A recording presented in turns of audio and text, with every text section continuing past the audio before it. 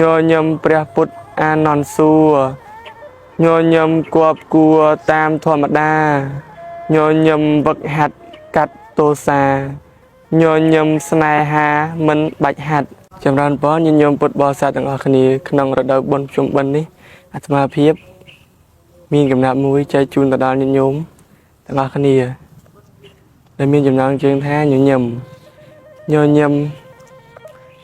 មុខស្រស់អស់កង្វល់ញញឹមបានផ្ដល់នៅសង្ឃឹមញញឹមផុតទុក្ខព្រឹកព្រលឹមញញឹមព្រៀបផ្ទឹមជោគជាយាញញឹមមានជាតិមានប្រយោជន៍ញញឹមឈ្នះខ្មោចចាក់វាធាញញឹមមើលឃើញសត្វត្រូវមាញញឹមខ្លាយជាញាតិតិភូមិផងញញឹមដោះទាស់ដោះព្រួយភ័យញញឹមកែច្នៃស្រាយចំណងញញឹមលែងទាស់ឆ្លោះឆ្លើយឆ្លងញញឹមម្ដងសែនសង្ហា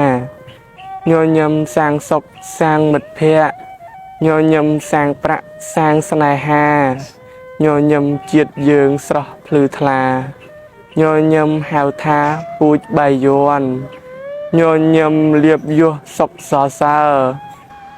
ញញឹមហើយកើតអសន្នញញឹមមានពេលបានរង្វាន់ញញឹមសោភ័ណ្ឌចិត្តមេត្តាញញឹមព្រោះស្គាល់សង្ខារលោកញញឹមព្រោះជោគស្ងប់រុកចិត្តញញឹមម្យ៉ាងនោះព្រោះសុចរិតញញឹមប្រណិតព្រោះចិត្តជាញញឹមតស៊ូនឹងឧបសគ្គញញឹមបំបាក់សង្ខាមីញញឹមជាបាលអស់រោគាញញឹមរាប់គ្នាមិត្តមេត្តា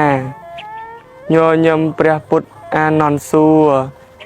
ញញឹមគប់គួរតាមធម្មតាញញឹមវឹកហាត់កាត់ទោសាញញឹមស្នេហាមិនបាច់ហាត់សូមអនុមោទនីពីខ្ញុំប្រកាសរណាអាត្មាភាពសាមណេរគឿងពុទ្ធឿនជាសាមណសិស្សគង់សិក្សារៀនសូត្រនៅវត្តប្រាង្គសូមអនុមោទនី